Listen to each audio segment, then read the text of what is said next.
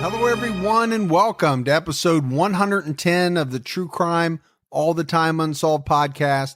I'm Mike Ferguson, and with me, as always, is my partner in true crime, Mike Gibson. Gibby, what's going on, man? Hey, man, how you doing, man? I'm doing good, man. Good. There's a lot of mans being flown around. Hey, man. But we like it. Yeah, I'm good. No, me too. I had a good week. Got out on the bike some, which is awesome. I just love this weather turning into something a little bit nicer. It gets into the high 60s, low 70s. That's great for me. Spring is in the air. The problem is, like, you're going to blink an eye and it's going to be 95 freaking degrees. Yeah. Why can't it just stay like, 68, 72, 74 for some extended period of time? It just never does that. It's Ohio, man. It's what we got. I know. It's what we do.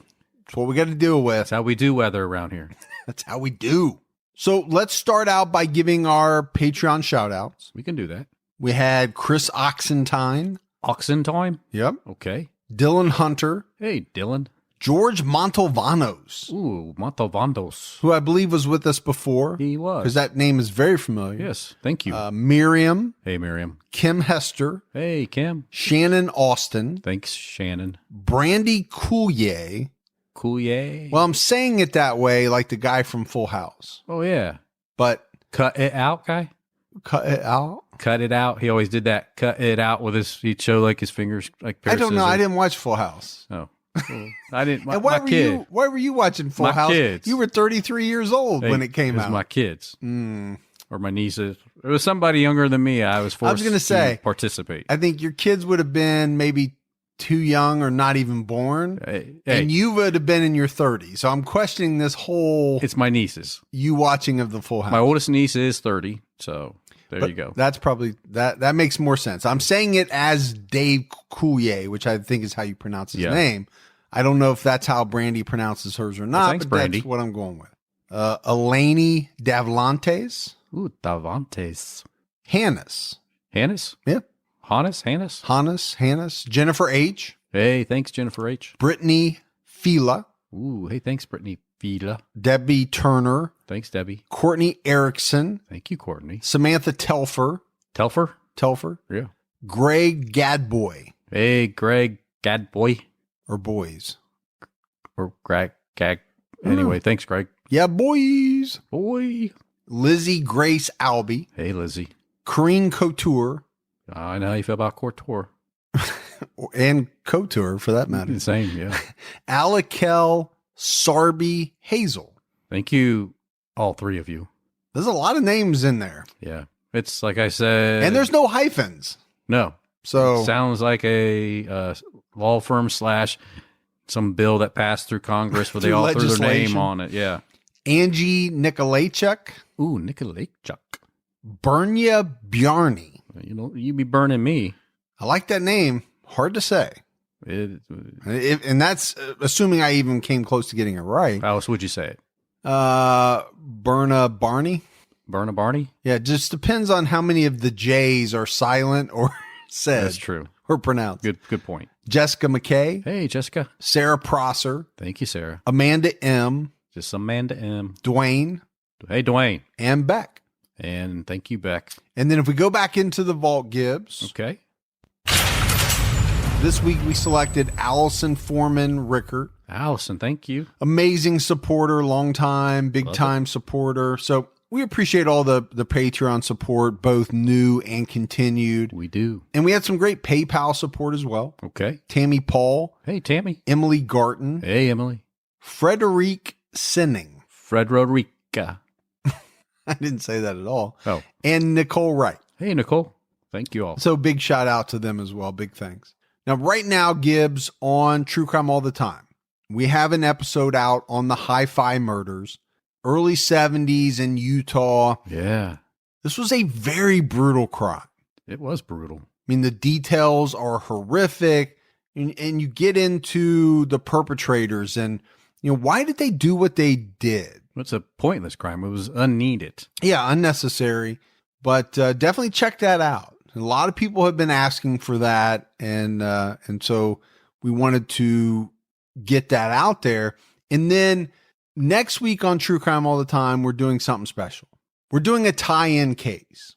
So Gibbs, you and I have been talking about doing the movie podcast. We're going to talk about the movie Bernie. That's going to come out on Patreon for our Patreon supporters. At the same time, we're going to cover the real life true crime event that movie was inspired by on TCAT. So wanted to throw that out there. If you're not a Patreon member, now's a great time to sign up. We got a lot of things going on Patreon. All right, Gibbs, are you ready to get into this case of TCAT Unsolved? Yeah. We're talking about the Burger Chef murders in Indianapolis, Indiana. And, Burger Chef is a name that many people listening may have never heard of. This was a Midwestern hamburger chain. Yeah. That is no longer around, as far as I know, right? It's defunct. Hardee's bottom out. Okay. We had a Burger Chef in the town that I grew up in. As well did I. As well did you? As that too. But, it was headquartered in Indianapolis. Burger Chef was, a Burger King, a McDonald's, along those same lines. Right. I think at one point in time, it may have been bigger than Burger King. It had more outlets than actually Burger King had. Yeah, it was. I could be wrong about that. Pretty well franchised, I think. That may have also led to their demise. It could have been, yeah. So let's play a commercial from back in the 70s. Oh, yeah. For Burger Chef. Give me some Burger Chef. Hello, hello. Can you stay a while? Hello, hello. Good to see you smile. Are you hungry? What would you like? At Burger Chef, we'll treat you right. At Burger Chef, we just can't stand to let anyone walk away hungry. So we went all out and built the Super Chef. 1/4 pound of lean beef, pickles, onions, tomatoes, catsup, dressing, and fresh lettuce. It's the most all-out hamburger you ever saw. And you'll only see it here, where we go all out to please your family. Burger Chef, we'll always treat you right. You know we'll always treat you right. Hello, hello. So that commercial may also have been one of the reasons why they went out of business. So you have this. Who wants to go get a burger? What I'm calling the female John Denver. Yeah. Singing, this jingle. And what cracks me up, I always like it when people say catsup. Yes. That always cracks me up. And I know it's not wrong to say it that way. Right. It's just not the way that I say it. I always say ketchup. So when somebody says catsup, it kind of throws you off. It throws me off. Yeah. But a lot of people do. A lot of people do. say it that way. Depends on what part of the world they're from. Something interesting is that Burger Chef was in a Mad Men episode. Yeah. I think the ad execs went to Burger Chef headquarters to try to land their ad account. So it was in mainstream. I mean, it was a fairly popular hamburger chain. Yeah. Yeah. And like I said, I think they had a lot of franchises and maybe too many, right? Maybe that led to their downfall. I do think at one point they were bigger than Burger King.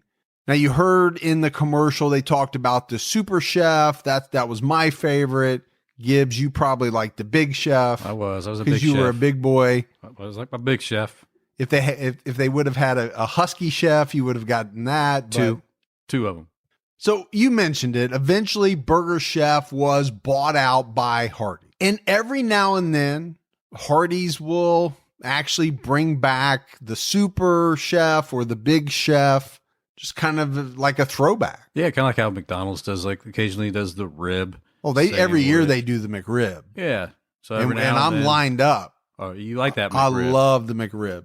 You're a McRib guy. Mm-hmm. Yeah. I don't know why they don't do it all the time. I just get one every week. But get your McRib in?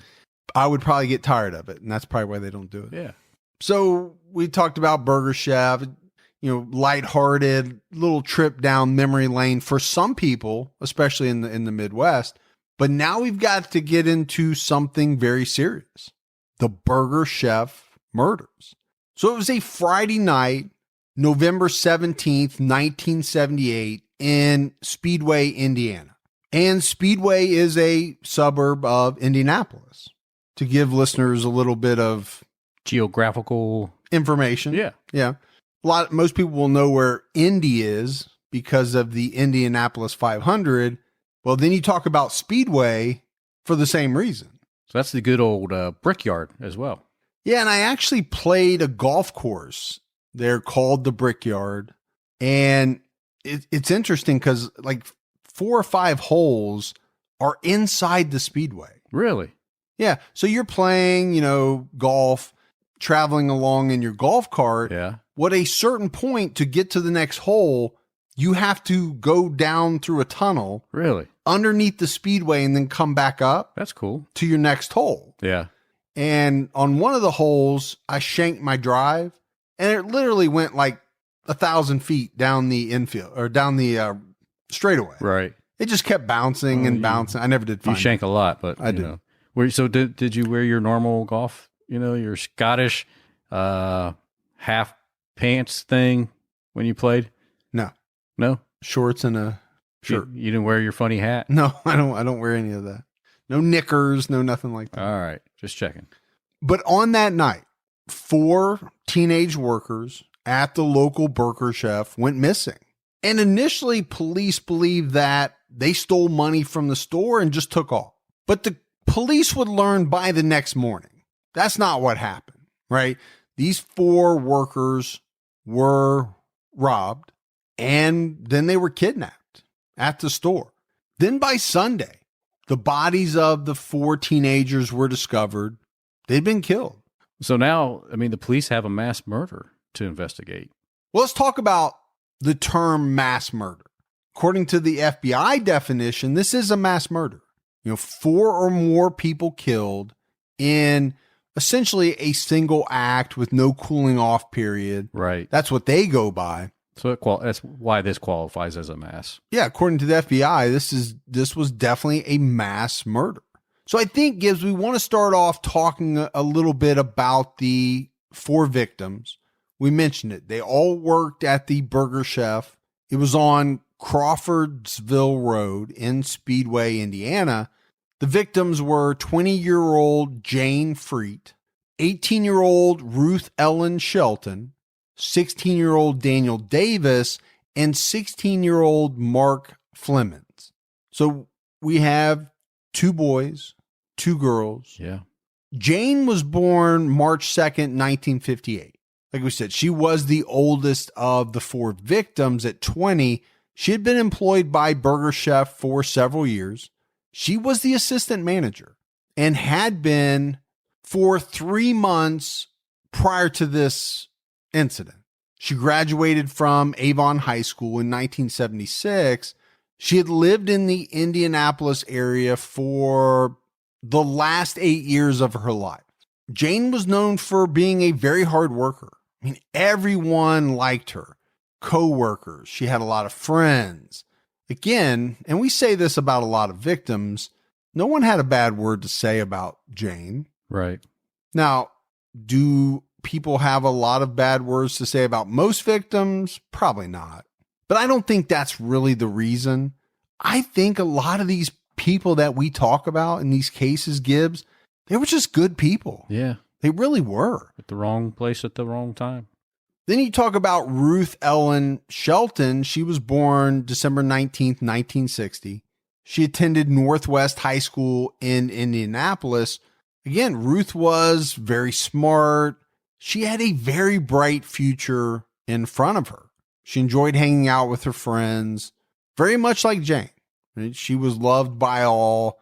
You're not going to find anybody out there who badmouthed her. No, all 4 of these kids were in their, 16 and 18, 20 years old. This is when you are discovering life. This is that stage, young adulthood, a lot of fun, a lot of things to do. You had Daniel Davis was born on September 6, 1962. He was very interested in photography. And even at the young age of 16, envisioned himself in some type of career, centered around photography, taking pictures. That's pretty cool. It is. To know what you want to do that young in life is, now, obviously kids may change their mind but from everything you read about Daniel, he was very into it. Yeah. Well, I knew at 16 I was going to co-host a podcast in some guy's basement. Sure. I just assumed you knew you were going to do something that required wearing tights. Yeah, I don't know why you still make me wear these coming in here to do the podcast. I make you wear the UPS brown shorts, even though you haven't worked there for years. I know. It's just strange. But, I don't question things. Yeah, I just do it. You're a cool guy. Okay, here we go. But just like the others, right? Daniel was liked by many at his school. He had friends. He was a good guy, as was Mark Flemons, born on December 31st, 1961. Again, just 16 years old, but was described as a very hardworking young man. Now, the thing with Mark is that he was trying to put in as many hours as he could. He was trying to save money for things that were going to come up in future years. So again, you're talking about 4 individuals that were liked, that were good kids, but that also had pretty good heads on their shoulders. Yeah, good kids. In the case of Mark, he's trying to sock away money for his future. Whether that was a car, whether that was college, whatever it was. At 16, that's amazing, right? It is. It shows a lot. It tells you a lot about him, for sure. You at 16, you were buying stereo equipment. Actually, I was. At 16. Now, I've worked all my life. I started working when I was 14. Yeah. And I think much like you have worked in some job or another pretty much every day of my life. But I did buy a lot of stereo equipment at the age of 16 because when I got my first car, that I had money saved up and I bought a Pioneer CD player with a detachable face. Yeah. You remember those? Oh, yeah. You take the face off, take it with you so nobody breaks into your car and steals your CD player. You either had a Pioneer or Alpine back in the day. Yeah, I also had a Rockford Fosgate amp. Yeah. That I installed into my car, and I had subwoofers in the trunk. That's how cool I was. You were that guy. I was that guy. Yeah.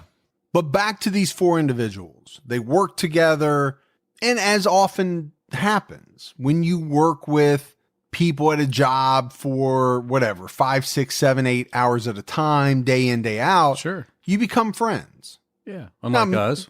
Unlike us. Yeah. Now, maybe not best friends, but you become friendly. You might do things outside of work. You might find some commonalities. Sure. So then we get back to that night. Now, we mentioned that these 4 individuals disappeared Friday night, November 17th. Early the next morning, and I mean early, right? 12:15 a.m. or so. Technically, it's the next day, the 18th. Another employee and a person that was friends with, many of the victims stopped by the Burger Chef to see everyone, hang out while they closed up the store. I don't think that's unusual at all for people to do something like that. Maybe you didn't have anything else to do on a Friday night, early Saturday morning. Yeah. Go see my buddies and help them get closed up out of there and go do something fun. Sure. But when this person got there, they noticed that the restaurant was empty. They went to the back door and it was slightly open. They were very concerned. So they called the police and they also called their store manager. The police arrived. They met the store manager at the location and they secured the site. So they're starting their investigation, I guess you'd have to call it, Gibbs, into what's going on. They don't know what's going on. Why is this store empty? Yes, that's all they are looking into. At first they're not seeing any signs of robbery. There's no signs of a struggle within the store. The manager would ultimately determine that $581 had been taken from the safe. And I think very early on, Gibbs, and this is important, the police assume that these 4 individuals took off on their own, most likely with the $581 to go party. Yeah. Just to go out and have a good time on the town, I guess. $581, that'd be a good night on the town. Yeah, I think that is their initial kind of conclusion, right, from everything that they're seeing at this scene. But there are some strange things. You know, for one, both of the girls left their purses and jackets behind. I don't know many women, girls that would go anywhere without their purses. Or I shouldn't say that. My wife goes a lot of places without her purse. She'll take a little something. She'll take her card. She's not going to take her purse somewhere and leave it. Right. She's not going to leave it at her work. No. Right. Right. And why wouldn't they take their jackets? It's November in Indianapolis area. We know how that is. It's cold. Just like it is here in Ohio. Exactly. Not much difference. It gets pretty cold. And I think it's odd that the money from the safe was missing, but the cash registers out front still had hundreds of dollars left in them. So that's odd, right? Because in a normal closed down situation, which we know this wasn't because these people are nowhere to be found, but in a normal closed down situation, you would move the money from the registers to the safe. Right. But again, I think the police are thinking these four, they just took off to go hang out with friends, to go party. They grabbed some money from the safe to use that night. Yeah. They're when they come back or when we find them, they'll have to answer for it. And, you know, that will be the end of it.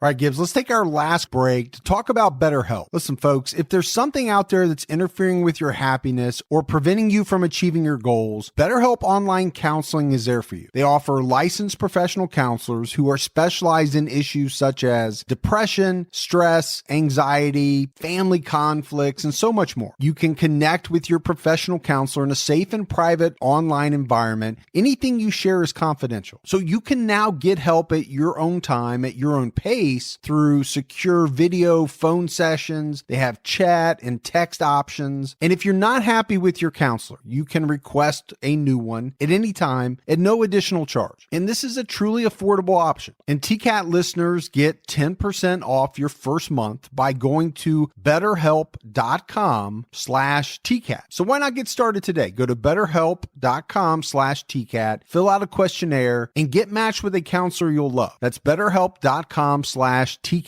So the manager had the morning crew come in, clean up the place so that the restaurant would be ready for breakfast service. But this is going to turn out to be an unfortunate decision later on because we know these four individuals didn't leave voluntarily. We know they're going to be found deceased.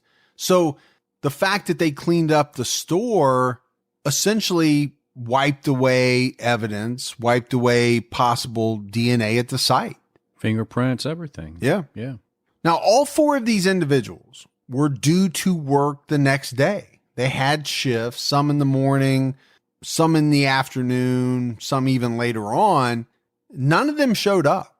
And that's when I think the alarm bells really started to go off. That went from hey, they did something stupid. They went out partying. They left the store, kind of open, to something bad happened. They're not showing up for work. Something's going on. Yeah. And I think the police really knew something was wrong when Jane's 1974 Chevy Vega was found abandoned. And not only abandoned, it was unlocked. And I think that gave them suspicion of something bigger than just the kids went out spending this money. Yeah, so that caused them to rethink their initial theory, right? Now they're thinking, so they have to develop a new theory.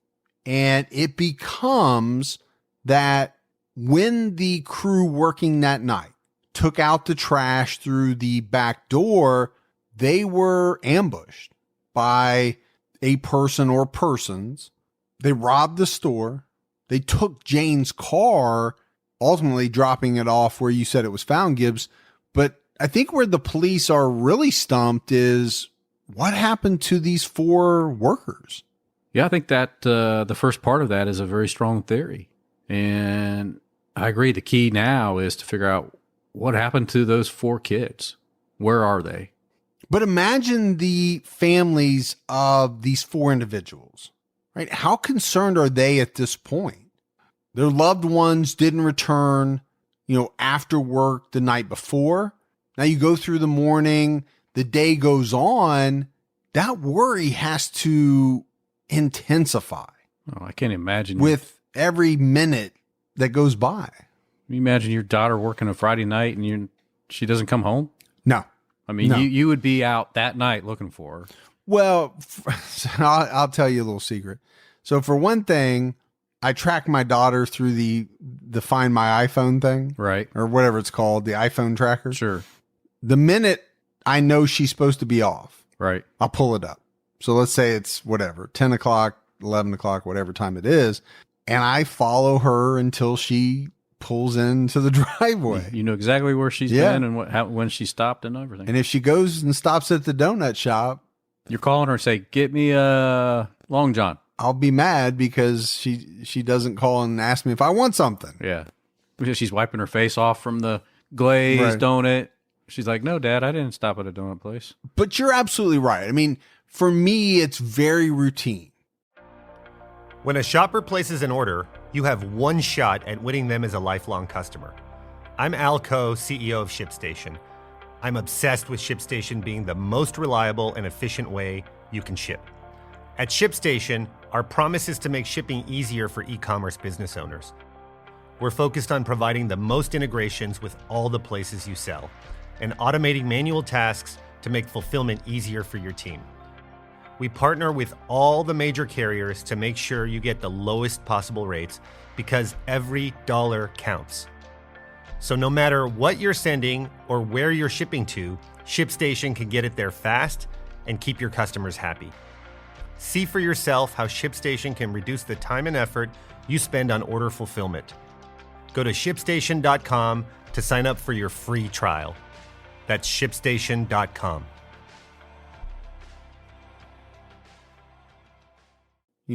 When my daughter leaves for work, I say, "Hey, what time do you get off?" I know what time she's getting off. I expect her to be home about 20 minutes after that time. I know how long it takes to get from, one point to the other. If this was 1974 and we got past the point where I thought she should be home, I'm in the car, most likely, along the route that would take me to her work. Right. It doesn't take much for me as a dad to get out of sorts. Let's just put it that way. Right. So like I said, Saturday goes by. These families don't hear from their loved ones. Saturday night into Sunday morning, panic has to set in at that point. It's not until Sunday afternoon until the bodies of these 4 young people were discovered. It was about 20 miles away from the restaurant, and their bodies were discovered by some hikers in the wooded area of Johnston County off State Road 37. It's just about a mile or so from the local high school there. So it's called in. Investigators, arrive on site, confirm that the 4 victims were murdered. Ruth and Daniel were found to have been shot at very close range multiple times with a .38 caliber gun. They were found side by side, face down. Jane was found nearby. She had been stabbed in her chest twice, but she was stabbed so hard, Gibbs, so aggressively that the knife handle snapped off during the stabbing. That's brutal right there. That's a lot of force. It really is.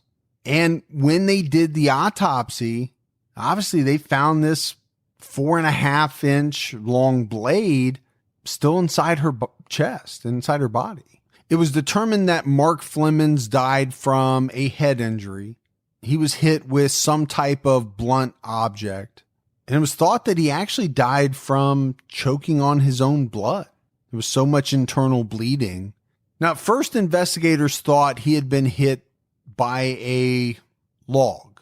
But later on, they determined that it was most likely something more like a chain that he was hit on the head with. The police think that Mark actually broke free at one point prior to being murdered, but that he ran into a large tree as he was trying to get away. And this knocked him down just long enough for the suspect or suspects to catch up to him. And I think that's important, right? Gibbs, we don't know whether this is one person, if this is multiple people, but there's 4 victims. Yeah.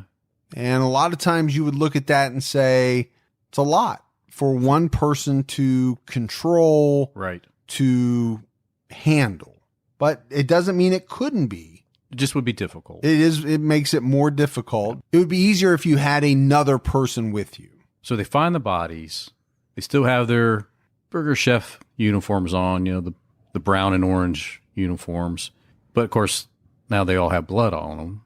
And I just think how senseless at this point this all seems, right? I mean, they say $581 taken out of the safe. 4 people. I mean, 100 and what? 100 and a half each, something like that. That's these kids are killed over. Is that the value of their lives? Well, right. So no amount of money. We always say that, right? No, exactly. Is worth a life. But you think even in 1978, you're going to murder 4 people over $581. And if it was about money, why not take all the money? Yeah. And I mean, none of this makes any sense. Clear out the cash registers, take the money, leave the kids behind and go. And if it doesn't make sense to us, obviously it didn't make sense to the police back then when they were investigating it. But like we said, the police theory switched from, these kids went out to have fun, took a little money, to now this is a robbery and then ultimately a murder. But again, if it's a robbery, why do you leave behind so much money? That couldn't have made sense to investigators. So the other thing is, who would do something so disturbing, and why? I can't get out of my head why they'd have to murder all 4 victims. Well, and that's what investigators now have to figure out, right? They now have a mass murder. This is not a $581 robbery or 4 kids that went to party, right, taking $581. This is a mass murder of 4 individuals. Investigators need to find out who did it and why they did it.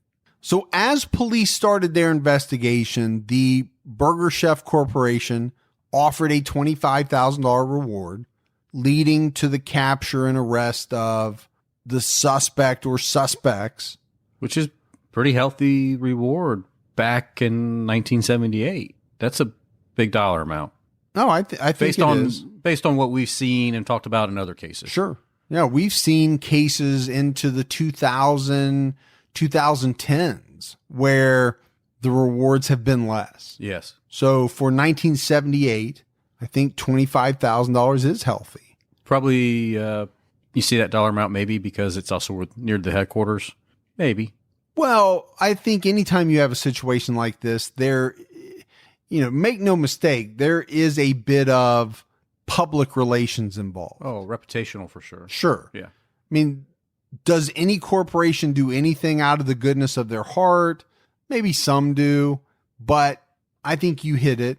This murder happened essentially in the backyard of the headquarters of Burger Chef. There is a chance to get a little bit of good publicity, good public relations out of it. I don't want to say they did it for that reason, but you can't deny that there are times when companies do that type of stuff. Yeah, they want to find the killers, sure. But does it hurt that another byproduct of us offering this reward, it's making us look good, that we care? And maybe they really did. Yeah. Well, that's their whole theme of the restaurant anyway, right? Come on in, eat with us, we're family. Now, investigators got their first tip from 2 16-year-olds who claimed to have seen 2 very suspicious men sitting in a car outside of that Burger Chef just before the store was set to close. The witnesses said that these were 2 Caucasian men that they thought were in their mid-30s. They said one man had a beard and the other was clean shaven and had blondish hair. So not a lot to go on, but better than nothing, right? And police have these two teenagers sit down with a sketch artist so that they can make a composite. So the cool thing about this is that they take these sketches of these persons of interest, they go to Purdue University, which is, I want to say it's probably 45 minutes to an hour north of Indianapolis, if I remember right.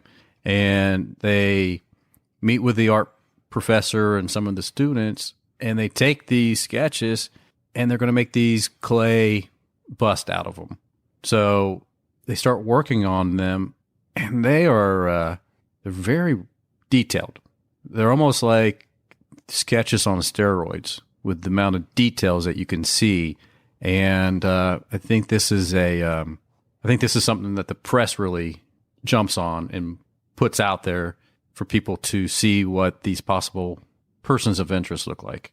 And you can see pictures of these clay headshots out on the internet, the pictures out on our Facebook page. But you mentioned it. The pictures of these clay model headshots are now in the paper. So the press has got a hold of them. And because of that, the police started receiving hundreds of leads, tips, and the newspapers were getting just as many calls as they were. Yeah. I mean, they had to go through all these leads, but the leads just weren't developing into anything. Nothing solid, nothing that they could take to the next step. And that seems to be true in many of these unsolved cases that we do.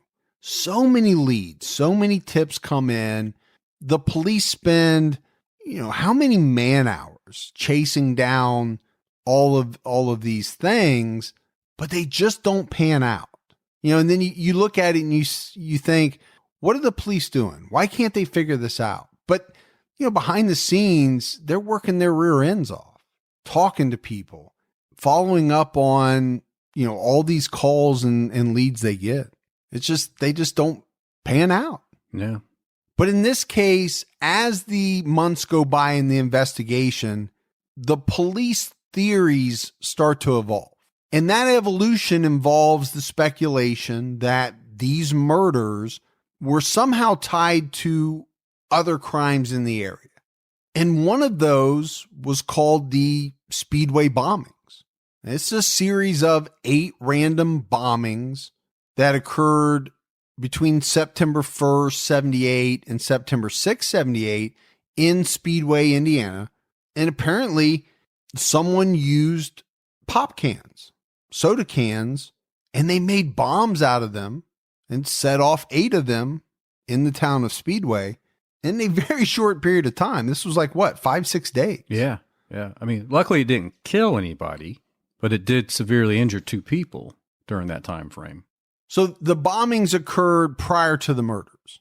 After the murders, though, they would eventually figure out who committed these bombings. Turned out to be a local musician and political activist.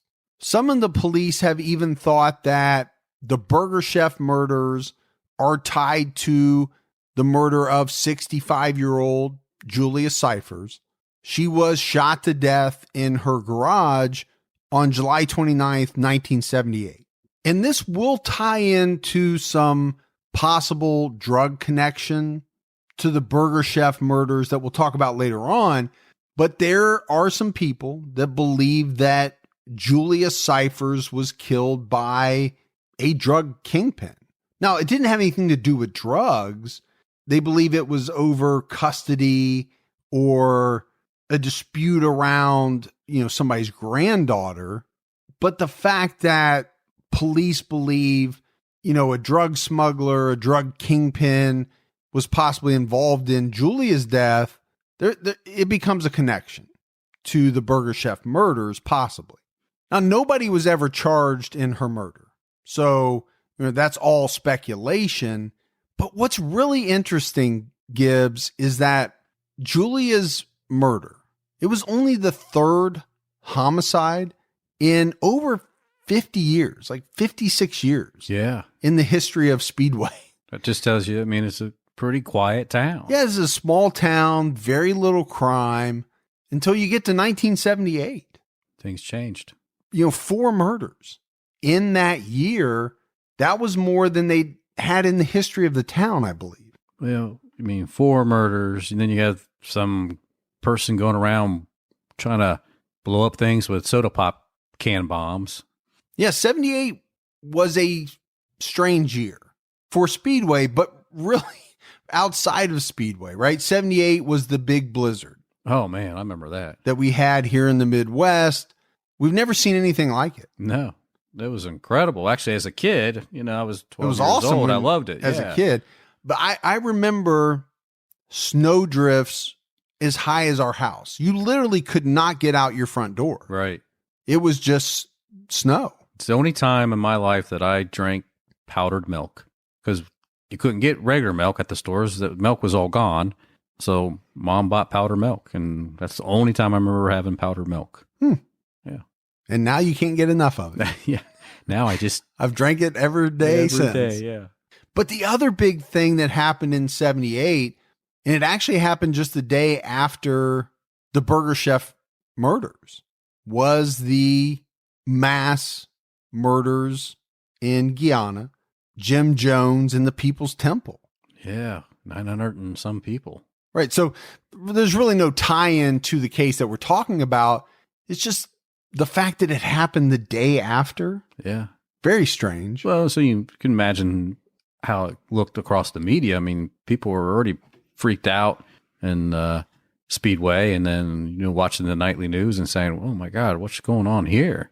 What's happening to this world?" Yeah. Our town has had 5 murders in less than 6 months, and now we have something crazy happening down in Guyana with 900 plus people taking their lives. Then we jump to December of 1978. There is a man inside of a bar called the Greenwood that began bragging to some other patrons at the bar that he had been directly involved in the Burger Chef murders. We know people like to talk. They like to do that. They like to brag. Sometimes they brag about things they actually have done. And sometimes they brag about things they actually didn't have anything to do with, but they just like to sound tough. Like they actually, we get them. We hear it both ways sometimes. Yeah, I know you do. I know you do all of that stuff. No. Oh, No, I thought you were talking about yourself. No, hey, you like to brag about stuff. I'm a quiet guy. I mean, I show pictures like, here's me with the knife. Here's me now standing over. Is that too much information? Yeah, that's way too much. But investigators got wind of this, right? The fact that this guy was talking about being involved. So they sent in someone undercover, and this undercover, officer started playing pool with this guy. And eventually the man started to brag to him about the murders. So obviously investigators brought this guy in for questioning. He just was bragging about being involved in these murders. He eventually agreed to take a polygraph because I assume he backed off of his bragging statements real quick when he got to the police station. Yeah, when things got real. Yeah. Yeah. So he took a polygraph. He actually passed the polygraph. So he was cleared of any involvement in the Burger Chef murders. So I will say this, not a great idea to go around town after a mass murder and act like a big shot and brag that you were part of it. Yeah. If you don't want to see the inside of a prison cell, don't do it. Because there's a lot of things that can happen that would not be in your favor. No, you would not enjoy. I think, he's in this bar. He hears some other people talking, and I think he builds it up to something more than it. Maybe it is. I don't know. But he's going to give the police some names of people of interest that he feels could have been involved. Well, okay. I get bragging about things that either you didn't do or you're stretching it a little bit about how good you were in a certain sport in high school. I get all that. What I don't get is bragging about the fact that you murdered people when you really didn't. Yeah. I don't get that. But you're right about the names. And this is where it gets interesting. As the police are looking into these names of people as possible suspects, they notice that one of these individuals had a beard and very closely resembled the model Clay headshot. So they spoke with this guy and they asked him to come to the station for a lineup the next day. The guy shows up, but he's basically unrecognizable. He has shaved his beard that police find out that he'd had for about 5 years. Yeah. I mean, they talk to him. You got to come into a lineup. That night he goes out and buys some razors and shaves it off. What is that? It's a little suspicious. Little suspicious. So that's a bust. And at the same time they're investigating this man, they're looking into another one of the names given by the braggart in the bar.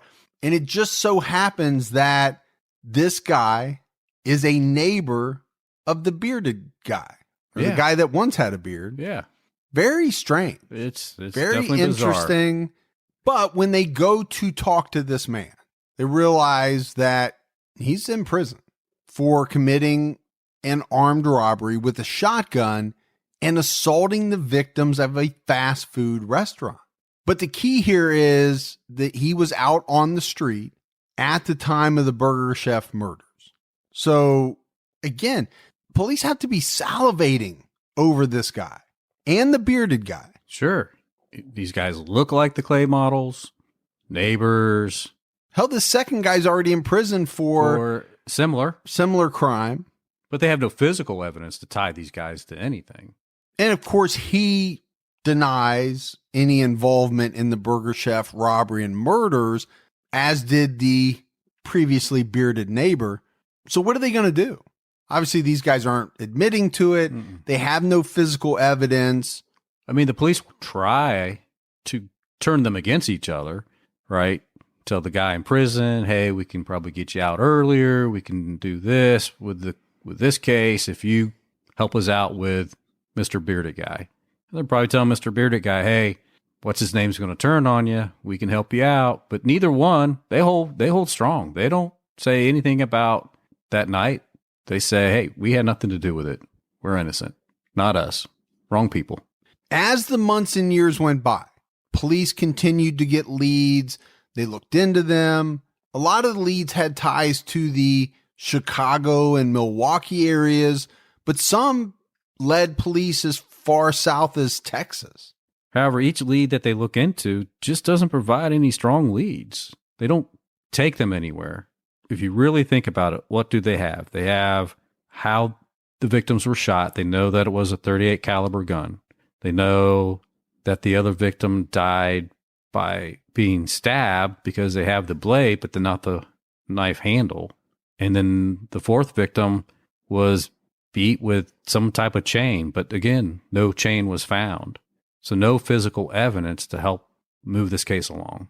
So even if they had a suspect, without that type of evidence, could they really even have brought a strong case to trial back then? It could be tough. Or now?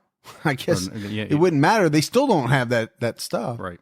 Police had another tip that said one of the victims had been involved with drugs and was selling marijuana out of the Burger Chef restaurant. That was known as the super chef. Get your sandwich off the menu. Off the menu. Yes, the what they call that, the hidden menu when you go to those restaurants. Yeah. Mm-hmm. So this tipster went on to say that the drug supplier went to the restaurant that night to collect his money from this person that was dealing, and things went bad. And this drugs, right? We mentioned it when we talked about Julius Cypher. There are a number of theories in this case that revolve around drugs. The problem is, again, this is a tip. This is a theory. There's no evidence that the police find to support it. Now, years later, after the murders, Jane's brother, James, was picked up on drug charges for selling cocaine. He was questioned about the murders, but he was very quickly cleared of any involvement. So we've talked about a couple of people involved in this case. The man bragging at the bar, and then the two names that he gave to police one that we'll call the clean shaven guy and one we'll call the bearded guy, Right. that shaved his beard. Sure. The guy that was bragging in the bar, who initially claimed to be involved, but later recanted and then passed a polygraph, he took his own life. Not that long before the man that he named to police was set to get out of prison. Yeah. For the robbery of the restaurant. So that's the guy we would call the clean shaven guy. And then you have the suspect with the beard that this man also named, who shaved it off prior to the lineup. He also died just before this man was released from prison. He died of a heart attack, but years later, his son made a statement saying that his dad confessed to him that he did have some involvement in the robbery and the murders of the 4 victims from the Burger Chef. The problem is no one else can confirm that. It's just a statement. Just a hearsay. Yeah, it's hearsay. There's no corroborating evidence. So where do you take it? I mean, the police can't really take it anywhere. Now, in December of 1984, investigators got a call about an inmate in the Indiana State Prison. This guy was serving 95 years for sexual assault. They received information that he wanted to confess to his involvement in the murders. And he did confess. And apparently the confession was very convincing to investigators. Police thought they had their man. So this inmate that confessed was 34-year-old Donald Wayne Forrester. Like we mentioned, serving this 95-year sentence for sexual assault, but he was about ready to be transferred to another prison in Michigan City. He didn't want to go. No, that prison had a really bad reputation, and he wanted to do everything he could to avoid going there. Yeah, the reputation was it was one of the roughest state prisons in the entire country. So I think the investigators liked everything that they've heard Donald say up to this point, because, they hold back some information. Sure. So I'm sure through their conversations that he probably told them a few things that maybe wasn't out in the public, that, hey, there's some validity behind what this guy's saying. We need to take this a little more serious. Well, and the investigators knew that he grew up near the area where the bodies were found. He had been living in the city of Speedway and was actually released from prison the very Friday when the 4 individuals were murdered. That doesn't look good. No. Come out and go do something like that right away. So Donald confessed on tape that he had shot Ruth and Daniel. And again, like you said, he knew some key information about that night that the police thought only a witness or the actual person that committed the crime would know. The detectives even took him for a ride. They put him in the car. They headed towards the murder site, but they asked Donald to get them there. And he gave them directions, got them to a wooded area, had them park. They got out of the car and he walked investigators back into the woods to the spot where the bodies were found. So if you're an investigator at this point, you're ecstatic. This guy is hitting everything out of the ballpark for you at this point. Yeah, he's checking all the boxes. He even described how he shot the 2 victims, how the bodies were left. So the authorities, they just began building their case against Donald Wayne Forrester over a period of a couple years. I mean, they really thought this was the guy. The other facet of this part with Donald is that he told investigators that Jane's brother James owed a drug dealer a very large sum of money. This is the same brother got in trouble earlier with some cocaine charges. Yes. So he had a history of drug charges. Donald said that he went to the Burger Chef that night along with this drug dealer and some of his associates to apply some pressure and try to scare Jane into getting her brother to pay up. They wanted their money. But once they got outside the restaurant with the 4 workers, it was Mark, who tried to protect Jane, he stepped in and a fight broke out. During the scuffle, Mark got pushed and he hit his head on the metal bumper of a car van and he fell unconscious. They thought he was dead. So they took all 4 of the workers, put them in a van, drove them to the woods, and killed them. Yeah, they're going to do what they have to remove any possible witness to this scene.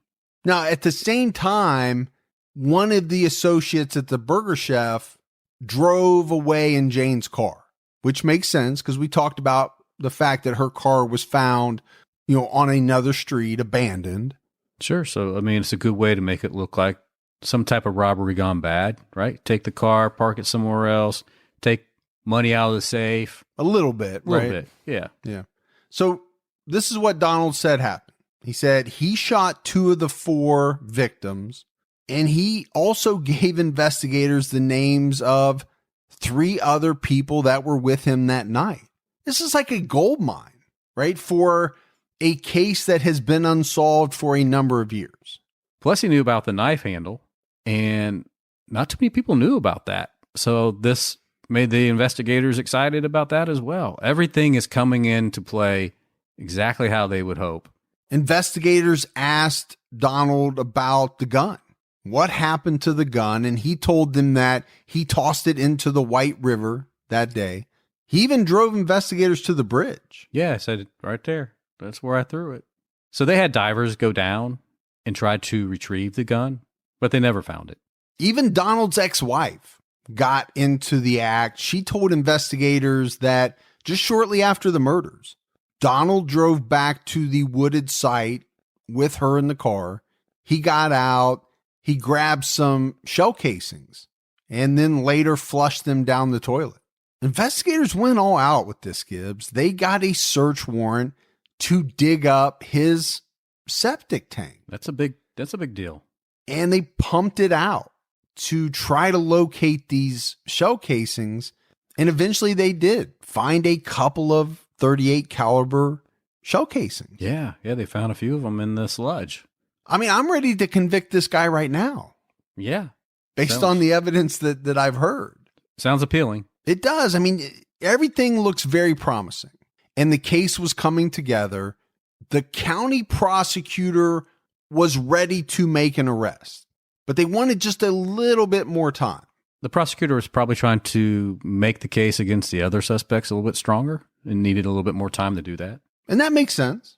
The problem is on November 14th, 1986, there was a leak of information to the press that Donald Wayne Forrester had confessed. Well, this information got back to Donald, who began to fear for his life. Because keep in mind, it's not just about him. He named, 3 other individuals. Yes. He's scared. They're going to kill him. So he immediately recanted his story. Now, they still had him on tape confessing. But like we said in the beginning, there's still very little evidence.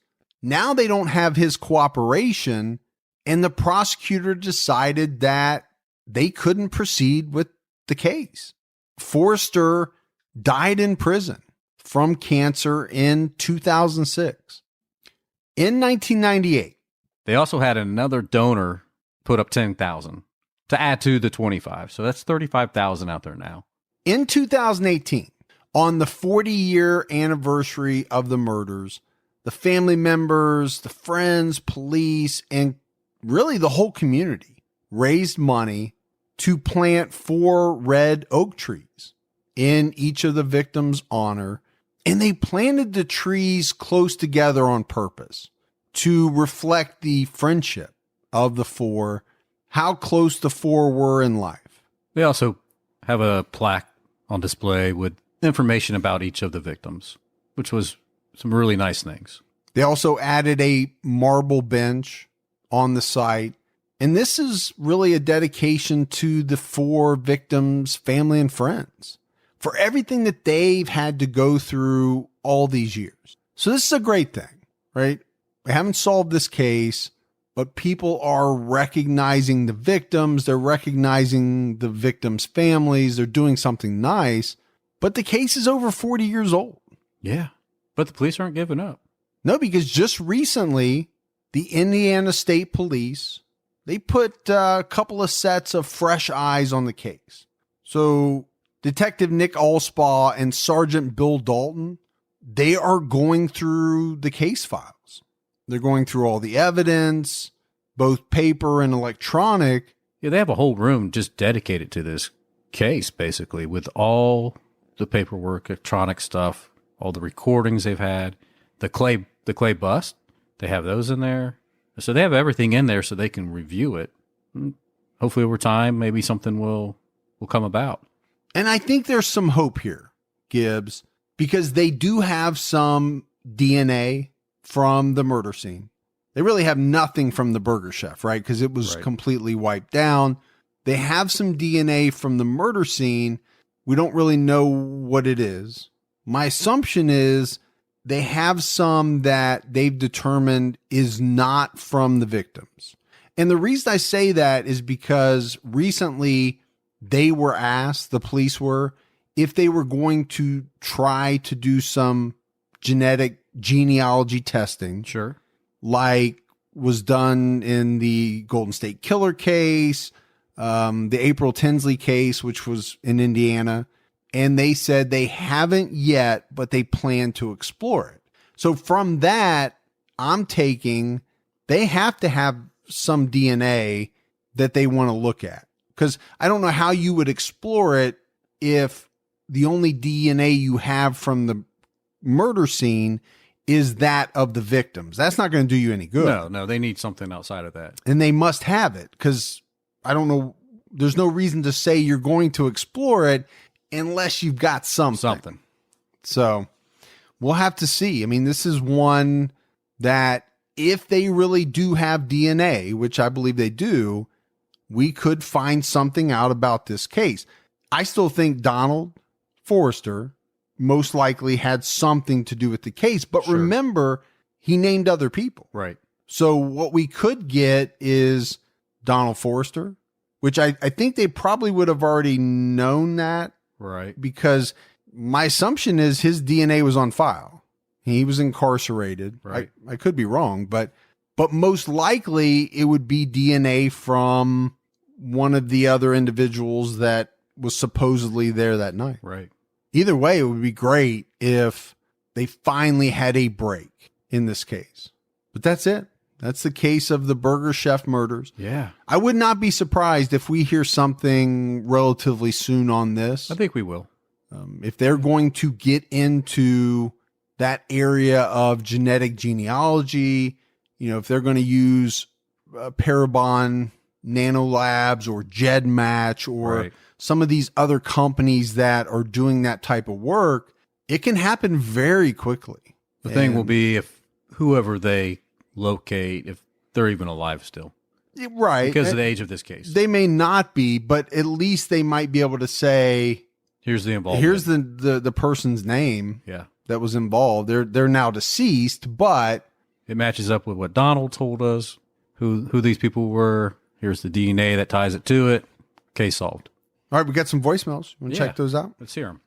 Hi, Mike and Gibby. I emailed you tonight about the Burger Chef murders, and I was super excited to hear that you were doing it next week for the unsolved case because I just learned about it in Indianapolis, Indiana, where I'm from. I grew up about 2 minutes away, and I have actually never heard of the case before until a guy at work told me about it. And I was super geeked that you emailed me directly back because I have been listening to this podcast on a constant cycle for the last month. I drive an hour to and from work, so it definitely consumes that hour quickly. And I want to thank you for everything that you do, and I'm so excited to hear your episode on the Burger Chef murders, and that I am the first to have requested that episode the week that you are recording it. So I just wanted to say thank you. My name is Jessica Oberly Costello. Thank you. So Jessica emailed me and said, hey, do the Burger Chef murder case. And I said, well, listen this weekend, you might be pleasantly surprised. Yeah, little did she know. Well, she did because I told her, but it's the first time that's ever happened. We get I don't know, Gibbs, 40 or 50 different suggestions every week through various channels. It's never happened where we've already researched, picked a topic, ready to go, and somebody sent it in saying, hey, do this case. So it was interesting.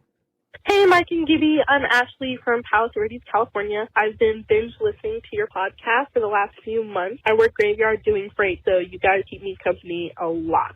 I'd like to say how much I love your podcast and thank you so much. I'm collecting some goodies to send your way, and also I own a Crown Vic, and let me just say it is the biggest piece of Chinooki I've ever owned. I'm Team T-Cat because you can't have one without the other, so stay safe and keep your own time ticking. Crown Vic. She say it was the biggest piece of Chinooki? I would say shiznit, but I've never heard somebody say Chinooki. I think is what she said. Chinooki. You say Chinooki, I say Shinaki. I can't remember, when did we talk about Crown Vic? It wasn't that long ago. No. I don't know if it was unsolved or unsolved. I don't remember when. I don't either. But we appreciate it. Yeah. Thank you. Hi, Mike and Gibby. This is Rhonda from Oklahoma. I just wanted to call and tell y'all that I had to drive from Oklahoma to Texas this past weekend, and my parents, who are 84 and 87, were in the car with me, and I played your podcast, and I was surprised, but they both loved it. My dad loved both of y'all's voices and said that he could really understand both of y'all, and they really enjoyed it. Also, I wanted to tell you that when I started listening to your podcast, I started out saying I was a Team Gibby because I really flub words and movies and stuff like that, just like he does. But the more I listen, I really love both of y'all, and I've decided I'm a Team Furby. So that's Team Fergie and Team Gibby together. I'm a Team Furby. Stay safe and keep your own time ticking. Bye. All right. Love it. That is unlike your Team Furry, but Team Furby. Yeah. And speaking of that, I had a pretty interesting conversation with a furry. Yeah. The other day. Yeah. Through social media. All good, huh? Yeah. Good. Yeah, it was great. Yeah, did you figure out is there a better spot to get your costumes from, or? No, what I'm saying is I had a conversation with somebody that is really into the lifestyle, not like the way that you portray me to be. Oh, okay. Or, I learned a lot about it. Yeah. And it's much different than my perception of it. Not that I had a bad perception at all. It's just, it's not just the costumes, and there's other stuff to it. Yeah. Yeah. I'm assuming the same thing with the bronies. The bronies. I got a lot of stuff about the bronies.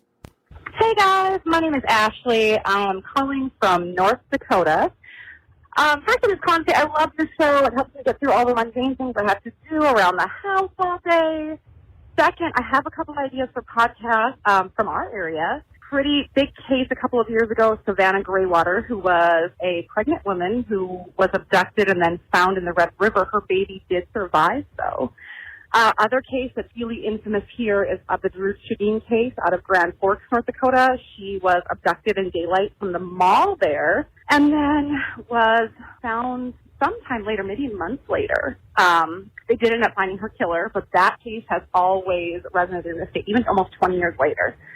Anyway, like I said, just calling to let you know how much I really enjoy the show. Thanks for all your hard work. All right. We love it. We appreciate the fact that you enjoy our hard work. And that's awesome. Good cases. We'll have to check them out. We'll check those cases out. But that's it. That is it for another episode of True Crime All the Time Unsolved. So for Mike and Gibby, stay safe and keep your own time ticking.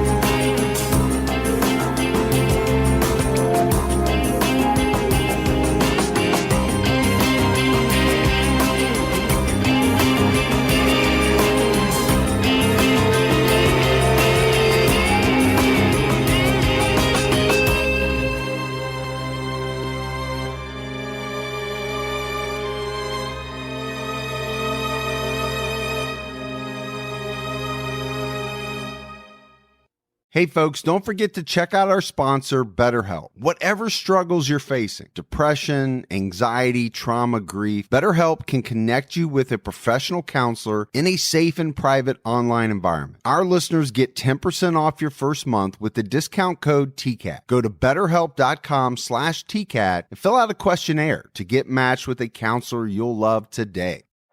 When an online shopper places an order, how that package arrives matters. I'm Al Coe, the CEO of ShipStation. Our promise is to make that process as easy as possible for you. ShipStation provides a robust platform to manage everything you sell, automate manual shipping tasks, and get the lowest possible carrier rates. Keep your team and your customers happy. Go to ShipStation.com to sign up for your free trial. That's ShipStation.com.